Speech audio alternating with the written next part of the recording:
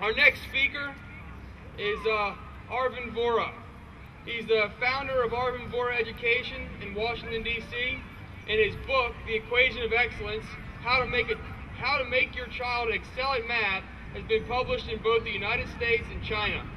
And his software program, Vocabulary Synapse, is used all over the world. A staunch proponent for free speech, he recently started the arts and literature website, Blank Draft. He has been featured on CBS News, The Washington Post, and Education Week magazine. He is active in the Libertarian Party and the Liberty Movement, and has spoken at multiple Campaign for Liberty events. In 2010, he ran for the Maryland House of Delegates and broke every third-party record in the district. Arvin's come up from Maryland, and I'd like for you all to put your hands together and welcome Arvin Vohra.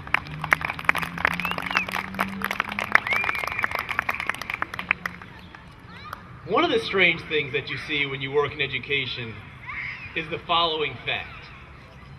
In high school, our schools are among the worst in the entire world. But in college, our colleges are the envy of the entire world. That means that something is happening between June of a person's senior year in high school and September of the freshman year in college. What could possibly be happening in those 3 months, or those 2.5 months? What can be happening in that tiny space of time? How can an education transform from the worst to the best in 2.5 months? I think it has something to do with the 5.5 words that have made America great. And these 5.5 words have given us everything that we treasure. Our computers, our cars, our literature, our restaurants, our chocolates, our movies. And where you don't have those 5.5 words, you feel that something's missing. So what are those 5.5 words? What are those powerful 5.5 words? They're I'll take my business elsewhere. Because if you don't like a coffee shop, you can go to a different coffee shop. You don't like a book, you can read a different book. If you don't like your religion, you can switch to a different religion. But in most states in America, if you don't like your public school, you can't leave, you're stuck. Unless you happen to have $25,000 or $30,000 a year for a private school, you are stuck. The same thing applies to the Department of Motor Vehicles, the post office. Where we don't have those 5.5 words, things are not as good. That's why in America we have choices. We have restaurant choices, the kinds that 50 years ago kings in other countries couldn't even dream of. And in recognizing the importance of those 5.5 words, we have to recognize that there is a difference between saying that something is good and saying that the government should do it. I personally think that as an individual, I want every American who wants a job, who's willing to work hard to have a job. But that doesn't mean I want the government to make the job. I don't think the government's very good at making jobs. When the government makes a job, it's often kind of unnecessary fake work. I believe that America should have great movies. But I don't think the government should make those movies. I don't think the government would make a very good movie. I don't think it would be a very inspired movie. I think we should have great literature in America, but I don't think government bureaucrats should try to write it. And if we can't expect a government bureaucracy to write a good book, how can we expect it to create a good educational system? When I was starting Blank Draft, what people used to ask me is this: you're starting this arts and literature thing, what grants are you applying for? Not, are you applying for a grant? What grants are you applying for? Because we've gotten so used to this mindset in this country that says the only way to do something is to somehow maneuver the power of the government into doing it. To me, that's ridiculous. See, you can't redirect government.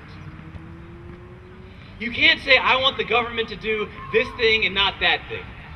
Because what happens is, instead of the government doing this and not that, the government ends up doing both. And that's what we've seen in Congress, and that's what we've seen in state houses for the last 50 years in America. One congressman wants to spend money on this one kind of unnecessary idea. Another one wants to spend money on a different idea. They work together, they create a criminal's bargain, and they support both. And that just leads to an expansion. It only goes bigger. And some people say, well, what about just having the government involved in social issues? Well, I'll say this. A government that you let into the bedroom is going to find its way into your wallet. That's a guarantee. A government that you let tell how to enjoy yourself, what to read, what to watch, what to listen to, is going to find its way into its wallet. And not even through some indirect, roundabout means. All of those enforcements cost directly. The money that we spend, for example, on the FCC is money that we could be spending somewhere else. It's money that we could be keeping. There's often this idea in America that the money that we spend somewhere is just coming from the moon. But any money that we spend, any money that our government spends, is money that we as individuals cannot spend. Any money that the government spends, we cannot spend. So the question is, before you say, I want the government to do this thing, we have to ask ourselves, is there a way that we can do it without the government? Or, even better, is there a way that we can have the desired result while reducing government spending instead of increasing it? One of the major issues over the last election was immigration. A lot of people say that they were pro-immigration. Many people said that they were anti-immigration. What I never understood was this idea that immigration somehow weakens an economy. Think about how much stronger our economy would be right now if the founders of Nintendo, Mercedes-Benz, Porsche, BMW, IKEA, Samsung, and Nokia had all immigrated to America before starting their businesses. Think about how much more employment we would have had. Think about how much less employment we would have had if the founder of Bose, Amar Bose, if his father had not come to America. But hidden in that, there is a fact. There is immigration that's problematic. There are people who come to America not to work, not for our great opportunities, but come instead to leech off the work of others. And that is a fundamental problem. So one thing we could expand government to fix it. We could have an entire new bureau, we could have walls, we could have all that kind of stuff. We could spend millions and billions and trillions of dollars doing that. Or we could just reduce the available services. Make it not worth anybody's while to come here for any other reason than to work, than to be productive, than to help build our economy.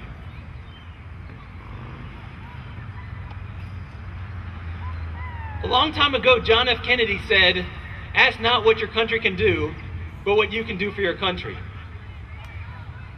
I think he asked the wrong question. I think he should have asked, "Ask not what the government can do for you, but what you can do without the government." What can we do without the government? Can we support the arts and literature without the government? Absolutely. Can we build an education system without the government? Of course we can. And it's not just what the government does directly that's problematic. It's even when the government subsidizes something with the best of intentions, it often backfires. As an educator, I've given my life to education. To me, if the government is going to spend money on anything, it should be on education. But look at what happens. The schools in America that get the most money are often some of the worst schools. And even when the government says, look how expensive college tuitions are getting, let's subsidize these college tuitions, let's have financial aid from the government so that people can give that money to the schools, let's indirectly or directly subsidize colleges, it ends up backfiring. Recently, Cato did a study that showed that between 1986 and 2006, college tuitions increased, after adjusting for inflation, increased in real dollars by 68%. But the telling part of that was this. If you took out the government subsidies, that increase is only 29%. The subsidies, subsidizing what most people would agree is an excellent thing, actually more than doubled the rate of increase. And those numbers don't even tell the full story, because right now those subsidies actually encourage universities to charge more. They're getting a percentage. So the more they charge, the more they get. The higher they set their tuition, the more they get from the government. Working in education over the last 2 years, my company has dropped down on the price to our clients by 87%. And you've seen the same thing in computers have gotten cheaper. Cell phones have gotten cheaper. Are you telling me that thousands of PhDs working together are somehow too stupid to find a way to do education more cost effectively? Of course not. But they don't have the incentive. They have the incentive to actually increase the tuition. That's the incentive, and that's what they've managed to do. There is a huge difference, an enormous difference, between doing something through the government and doing something on your own. A lot of times we on the right, we who are either libertarians or conservatives, we have a feeling that we need to almost like demonize the other side. And I think that's completely wrong. I have many areas where I disagree with President Obama. There's a long, long list where the president and I disagree. But that doesn't mean that I think he's an evil person. It doesn't mean that I think he's a Batman supervillain or something like that. And when we as a movement attack these other ideas that we disagree with, rightfully disagree with, we have got to do it in a way that is convincing and respectful of the other side, because that is how we grow this movement. I ran my last campaign, I ran it in Maryland. I ran in Maryland and in an area that was essentially entirely liberal. And if I was only going to staff my campaign with hardcore conservatives and libertarians, I would not have had a campaign. In fact, my entire campaign staff, the entire staff, including my campaign manager, who's now herself the unstoppable force for liberty, are all former hardcore liberals. So how did I persuade them? I'll tell you this, I didn't persuade them by making fun of them, or by mocking them, or by insulting them. I persuaded them by showing respect, by listening to them, by explaining to them. And sometimes that meant I had to spend a long time explaining some fairly complicated concepts. Keynesian economics is a complicated concept, and to explain why it doesn't apply in the modern era, that can take a while. I mean, Keynes himself said, it based his entire economic theory on the idea that sometimes we have excess savings. We don't have excess savings right now, so to base our economic policy on that idea is backwards. But when you spend time explaining things, when you spend time really talking to people, you get a lot more done than you do when you mock people. For all our shortcomings, America is the greatest country on earth. And we are citizens of that greatest country on earth. Our rhetoric, our speeches, the way that we communicate has to reflect that. It has to show pride in ourselves. In a debate, you can tell who's lost the debate by who attacks the other side as a person rather than attacking the idea. I believe that we as a movement need to focus on attacking the ideas that we believe are false, educating those who could become our most powerful supporters, and reaching out to everybody, even those that we think might be currently on the other side. Thank you.